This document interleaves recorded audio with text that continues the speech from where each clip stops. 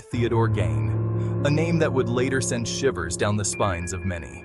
Born in 1906, in a time when the world was vastly different from today. A name that would become synonymous with horror, forever etched in the annals of true crime history. He entered the world in the quiet town of Plainfield, Wisconsin, a place that seemed peaceful and serene on the surface. A seemingly unremarkable beginning for a man who would later shock the world with his gruesome deeds. Ed grew up on a secluded farm with his brother Henry. The isolation of the farm mirrored the isolation Ed felt within himself. Their father, George, was an alcoholic, a man who found solace in the bottom of a bottle. He struggled to hold down a job, especially during the harsh years of the Great Depression. Their mother, Augusta, was a strict religious fanatic. Her stern demeanor and unwavering beliefs dominated the household. She ruled the household with an iron fist. Her word was law, and disobedience was met with severe punishment. Augusta instilled a deep fear of God and the outside world in her sons, creating an environment of constant fear and repression. She believed all women, except her, were instruments of the devil, a belief she drilled into her sons' minds. This oppressive upbringing left an undeniable mark on young Ed, shaping his view of the world and his place in it. Even at a young age, Ed displayed disturbing behavior. He was not like other children. He was withdrawn, socially awkward, and prone to fits of laughter at inappropriate times, further alienating him from his peers. He found solace in his mother's twisted teachings and bizarre stories of death and disfigurement, which fascinated and horrified him in equal measure. The seeds of darkness were sown early in Ed's life, setting the stage for the horrors that would later unfold. As he grew older, these seeds would take root, growing into a twisted and macabre obsession that would shock the world. The quiet town of Plainfield would never be the same, forever haunted by the legacy of Edward Theodore Gein. Augusta Gein's influence on her son was profound and incredibly damaging. She controlled every aspect of his life, from his thoughts to his actions. She kept him isolated from the world, ensuring he had no friends or outside influences. She filled his head with her warped worldview, a mix of religious fanaticism and deep-seated paranoia. Ed idolized his mother. He craved her approval, but she constantly belittled him, making him feel worthless and dependent on her. This toxic dynamic created a deeply disturbed individual, unable to form healthy relationships or navigate the complexities of life. He was trapped in a cycle of emotional abuse and manipulation. In 1940, Ed's father died. It was a turning point in his life, marking the beginning of his descent into further isolation and mental instability. Ed became even more withdrawn, clinging to his mother for support. He had no one else to turn to, and his world shrank even further. 4 years later, tragedy struck again. Henry, Ed's brother, died under mysterious circumstances. The loss was devastating and raised many questions. Ed was now completely alone with his mother. He dedicated himself to her care, becoming her sole companion and confidant. His life revolved around her every need and command. He clung to her every word, his mind becoming a twisted reflection of her own. Her influence was all-encompassing, shaping his thoughts, beliefs, and actions in ways that would have tragic consequences. Ed's home became a shrine to his mother, filled with her photographs and religious icons. He lived in a world frozen in time, unable to move forward or escape her shadow. The psychological grip Augusta had on Ed was unbreakable, leading him down a dark path that would ultimately define his legacy. Augusta Gein died in 1945. Ed was devastated. He lost his mother, his idol, his entire world. He was alone, adrift in a world he never understood. He sealed off the rooms of his house where his mother had spent her final days, preserving them as shrines to her memory. His fascination with death, fueled by his mother's morbid stories, took a sinister turn. He began frequenting local cemeteries at night. His purpose was not to mourn. It was to exhume the bodies of recently deceased women. Driven by a macabre desire to reconnect with his mother, Ed believed he could create a woman's suit from the skin and bones of the dead. He thought that by wearing this suit, he could become his mother and escape the crushing loneliness he felt. Inside the Gein farmhouse, a gruesome collection was taking shape.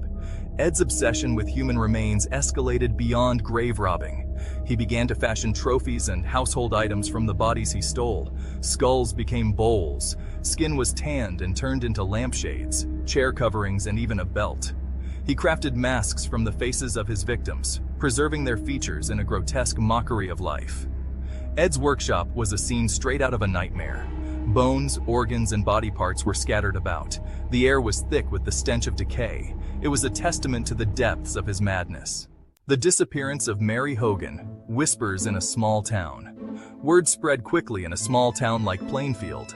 People began to whisper about Ed Gein. His eccentricities were well known, but now there were rumors of something far more sinister. In 1954, Mary Hogan, a local tavern owner, vanished. She was last seen at her tavern, which was located just a few miles from the Gein farm. The investigation turned up little. Mary Hogan was gone, her fate a mystery. Some townsfolk suspected Ed might be involved. He was known to frequent the tavern. He had a strange fascination with Mary, but there was no evidence linking him to the crime. The end of the line. Bernice Worden's fateful encounter. November 16, 1957. Bernice Worden, a hardware store owner, disappeared. Her son, Frank, a deputy sheriff, discovered a disturbing scene at the store. The cash register was empty. There was blood on the floor. Frank Worden knew something was terribly wrong. He remembered seeing Ed Gein in the store earlier that day. Gein was a suspect in Mary Hogan's disappearance. Frank feared the worst. He led a group of deputies to the Gein farm. What they found inside would shock the world. It was a scene of unimaginable horror. The nightmare was real. A house of horrors, unmasking Ed Gein's chamber of secrets. The deputies entered the Gein farmhouse with guns drawn. The interior was dark, cluttered, and reeked of decay. They moved cautiously through the house, calling out for Ed Gein. In the kitchen, they made a gruesome discovery. Bernice Worden's body hung upside down. She had been shot and beheaded. Her body was gutted and dressed like a deer. The scene was chillingly similar to a butchered animal, but that was just the beginning. As the deputies searched the house, they uncovered a collection of human remains that defied comprehension.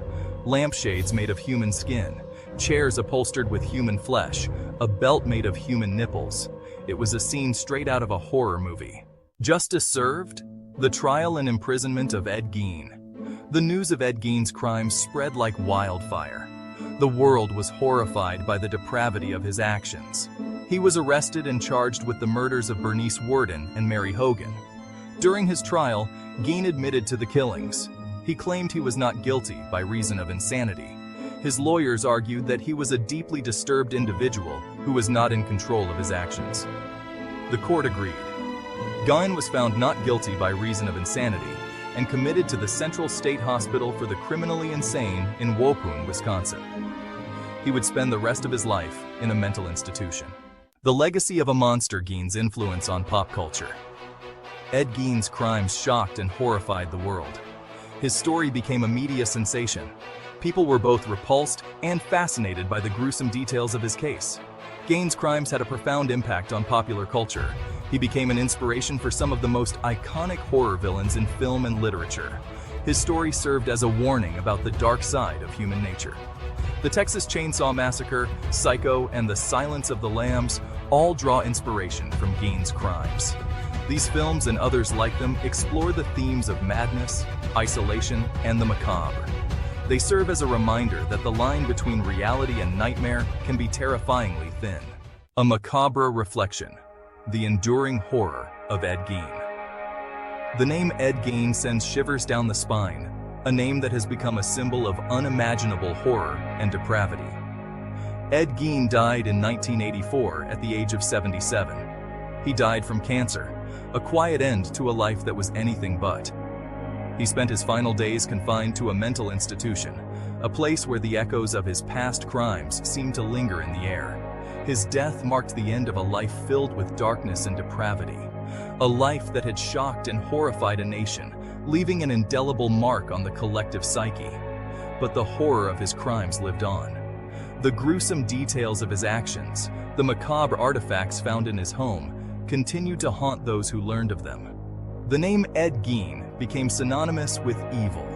His story inspired countless books, movies, and nightmares, embedding itself in popular culture. His story served as a reminder that even in the quietest corners of the world, unimaginable darkness can lurk. In the seemingly peaceful town of Plainfield, Wisconsin, a monster had lived among them. Today, the Gein farmhouse is gone. The place where so many horrors were uncovered has been erased from the landscape. It was destroyed in a fire in 1958, a blaze that many believed was an attempt to cleanse the land of its dark history. But the legend of Ed Gein continues to fascinate and horrify. His story is a chilling reminder of the depths of human depravity and the fragility of the human mind. His story serves as a cautionary tale about the dangers of isolation, the power of mental illness, and the dark potential that lies within us all.